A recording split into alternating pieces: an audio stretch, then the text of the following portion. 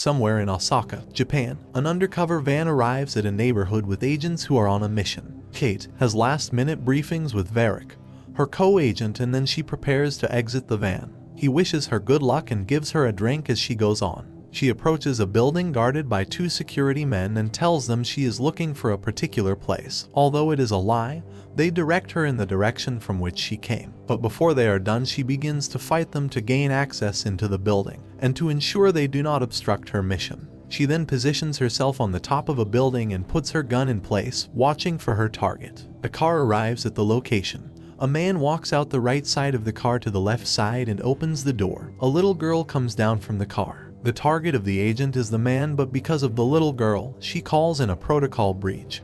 But she is asked to take the shot. She does. The people in the car, the man and the little girl, were walking towards drive-off after witnessing his death. The girl is left there alone with the dead body. 10 months later, Kate meets up with Varric and tells him she wants to retire. He apologizes for what happened in Osaka. He reminds her that this was not her first rodeo and that sometimes there's collateral damage.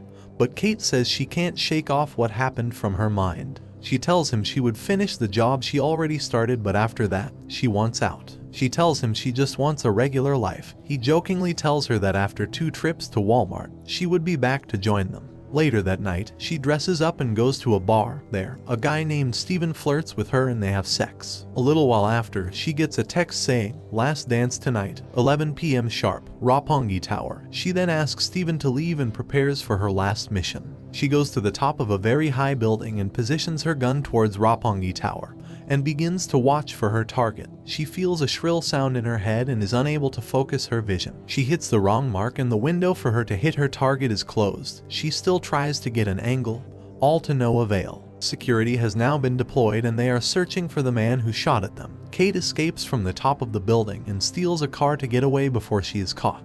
The car she steals attracts the attention of the police, and while on the run, she begins to feel dizzy and her car crashes. She is unconscious and memories of how Varric raised her ran through her mind. When she opens her eyes, the doctor asks her if she had been exposed to any radioactive materials. She says no, and he tells her she appears to be suffering from accelerated Rs. Kate knows a bunch of things about Rs and asks the doctor what radioactive substance they found. He tells her it is polonium-204. While trying to recall to if Steven was the one who drugged her, the doctor tells her she has the maximum of 1 day to live.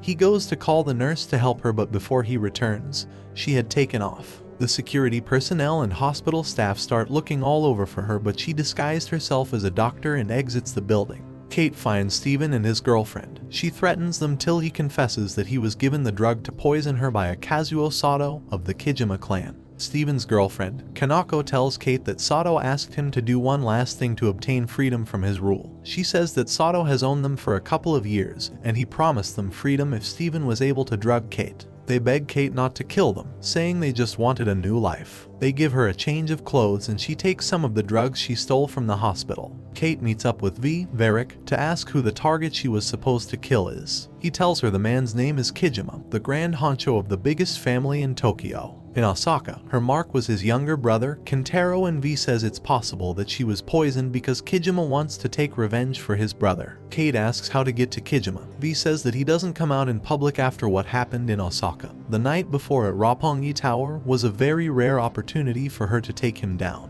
Kate asks about Kazuo Sato and V gives her a location where some of Sato's guys hang out, the Black Lizard. Before heading to the Black Lizard, Kate goes into a convenience store to get some materials she would need on her quest. She gets to Sato and asks if and why he poisoned her. Sato tells her that he only follows orders. He begs her not to kill him. She asks him where Kijima is, but he tells her he doesn't know, and then she kills him. His men rush in to kill her, but she is a very experienced killer and is able to defend herself despite her weakness from the poison. One of Sato's men tells her that Annie, Kijima's cousin, would know where he is. She finds Annie and recognizes her as the little girl from the Osaka operation. Kate tells her to call Kijima, but Annie says she doesn't have Kijima's number, that she reaches him through his only advisor, Onobaka Renji, the only person who talks to Kijima. Annie calls Renji, but someone else answers the phone, Shinzo. She tells him in Japanese to put Renji on, telling him she's been kidnapped. Kate collects the phone from her and tells Renji to inform Kijima that she has kidnapped Annie. She tells him to meet them at a particular location and that if he comes any later than that, she would kill Annie. Renji tells Shinzo that if something were to happen to Annie, Kijima would have no other bloodlines and he would be devastated. He says to find Annie first and asks if Shinzo understands what he means in a manner that suggests he wasn't looking out for Anna's safety. Meanwhile, Annie tells Kate that she cannot get Kijima with her. She says he doesn't care about her. While walking to the location she gave Kijima, Annie says she has to use the restroom.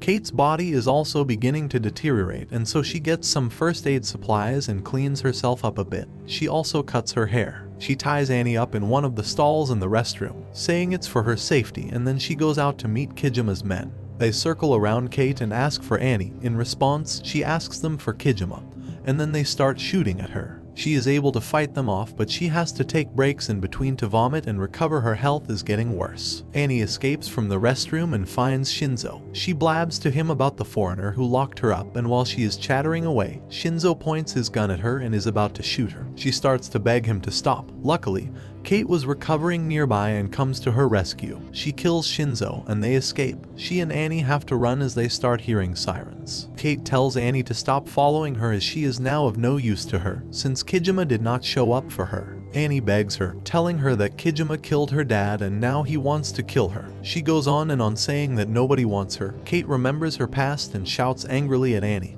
telling her to stop yapping. She goes into a mini seizure and Annie helps her with her medicine. When she feels better, Annie asks her what's wrong and she tells her that she is dying. Annie tells Kate that she would need her assistance to continue her mission. She buys a change of clothes for Kate, and they go have a drink. Kate asks if Annie knows of any other way to get to Kijima. She says the only way is Renji, but she can get to Renji from his boyfriend, Jajima. She gives her the location and tells her how the security guys are positioned along the way. Kate tells Annie that her job would be to distract the security men so that she can get to Jajima. Annie asks for a gun and Kate declines, of course. They finish up their drink and start off their plan. Annie runs to the front door of the building where Jajima stays and starts pounding it, asking the security men to help her. They take her to Jajima and Kate shows up with a gun. She asks Jajima where Renji is and he says he would not disclose his whereabouts. Kate asks Annie to shut the blinds. Annie picks up the remote to the penthouse, but she is unable to figure it out, and while she is doing that,